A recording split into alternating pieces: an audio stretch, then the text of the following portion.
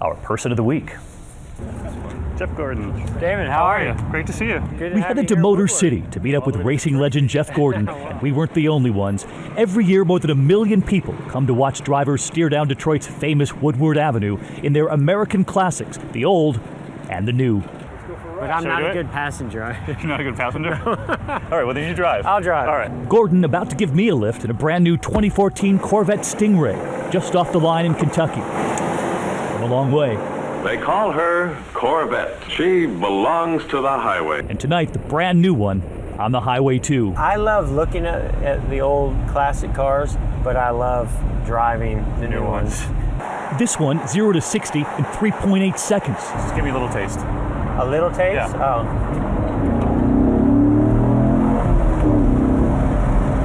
Now we gotta find a place to brake and a place to corner. A place to brake and corner. We found a corner, all right.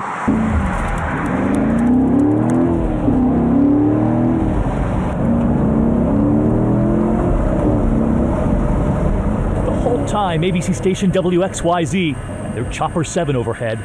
Do you always drive? Do you ever let your wife drive? My wife's an excellent driver, so I'm happy to ride with her, but I do prefer to drive. They have 2 children, Ella and Leo. Leo already wants to race. Jeff Gordon began at 5. He's collected 35 trophies. Is it incredible that this little kid who loved racing has been able to create this life out of it? It's unbelievable. And the older I get, the more appreciative and more thankful I am for that, for my parents introducing me to it, supporting me ever. So yeah, it's amazing. At 42 now, he tells me there's still a learning curve for him with all the new technology. I didn't have a clock to that. Yes, it was, I don't even know how fast we were going, but 0 to 60, yes, I would say we did it in 3 seconds. While we did it in 3 seconds, other drivers here taking their time. That's what you call old versus the new. That's right. And I couldn't help myself, pointing out to the couple next to us in the old Chevy who my chauffeur was. And when we were done, we handed the keys back over to Chevy's director of performance. You're not going to want to watch World News. We didn't do too much damage.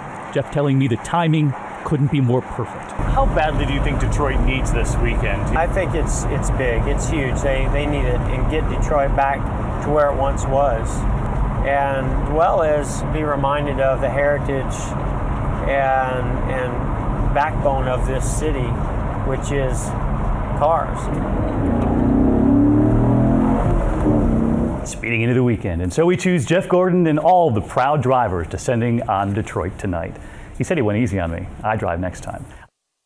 With Thanksgiving quickly approaching, who hasn't thought about where we come from, who came before us and our families, our roots? Tonight, the man helping us unlock our secrets, surprising Tina Fey, Sally Field, Derek Jeter. He even had a surprise for me. Tonight, our person of the week.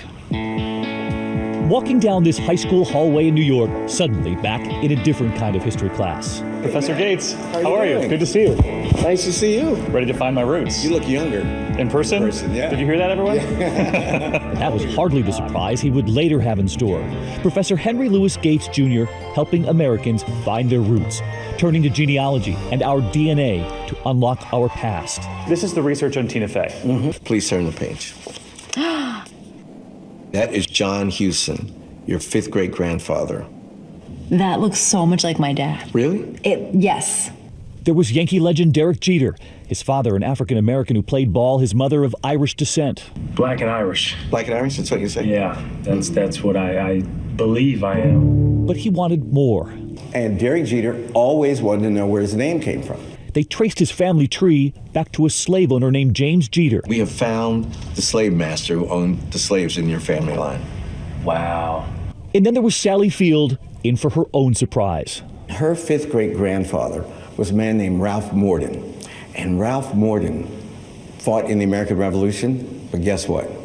He fought on the wrong side. Ralph Morden was your 5th great grandfather, Yeah. and he was a Tory. Oh dear. And after that classroom, he came back, this time to find me. Wow, man, this looks like ABC News.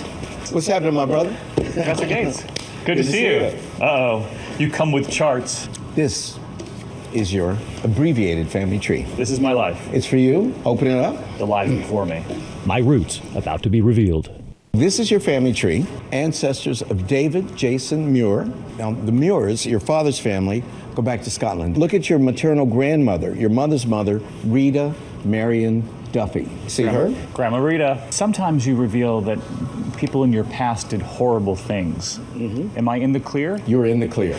But I'm about to reveal So nervous. I'm about to reveal two very interesting things. Now I want to focus on your ancestor Archibald.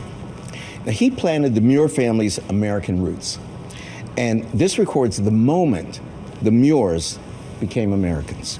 You could see his occupation. He was a carpenter. Did you know that? I did not know that. You had carpenter ancestors? Made in America. According to your family lore, your great-grandfather Archibald and his sister Elizabeth were sent as indentured servants to Canada. Have you ever heard that? I've never heard that. They were just 11 and 6. And David, these people were poor, maybe very poor, and it's possible, perfectly possible, that they sent their children to Canada to be indentured servants in the hopes of giving them a better life. And when they came to Canada, they might have been separated. They were totally separated, and they were only reunited when they were adults in Syracuse, New York. In Syracuse, New York. Yeah, it's a miracle. Wow. Syracuse, New York, where then my journey began. It's also a classic immigration success story because in the end, the Muirs did find a better life, and you, my friend, are a great example of that. A gift to me. Thank you. And so we choose Henry Louis Gates. What a gift. Thanks for watching. Good night. Finally tonight here, our person of the week. She's from a place where girls rarely leave home, they don't go to school, and it's unthinkable that they would ever play sports like the boys. I come from Waziristan, the most dangerous place on earth. I disguised myself as a boy. Just a child, she knew the girls differently. You were 4 years old when you got rid of a lot of your clothes? Definitely, I was 4 years old. At home, my father treated us really well, like equally. But when I go outside, I saw a huge difference between the life of a girl and a boy. In this part of the world, girls are kept home. There is no school, no sports, no playing outside. I just felt that I just want to go out and play soccer and run after the kites. And that's why I burnt all my dresses. With help from her father, she would take great risks for years, disguising herself as a boy for the same freedoms. She would learn squash, but ultimately, they would ask her for her birth certificate to enroll in the squash academy. They learned she was a girl.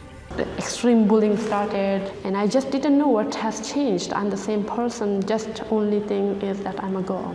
I cannot survive in girls, I cannot survive in boys, no one is accepting me.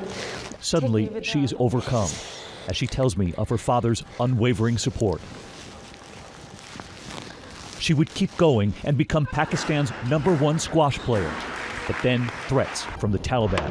She stopped playing, practicing only at night for 3.5 years, sending emails around the world, looking for a place to play.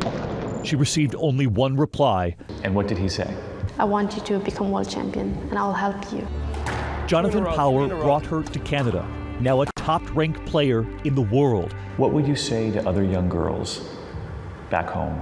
I want to tell the people, the men, that the most beautiful scarf, burqa, or veil that you can give to your daughter is the love. And tonight, her one mission. To give education and sports to every girl and boy out there who are deprived of their basic rights. And so we choose Maria Toorpakai, a world champion whose remarkable book, A Different Kind of Daughter, comes out next Tuesday. I'm David Muir. I hope to see you right back here on Monday night. Have a great weekend. Until then, have a good evening. Good night.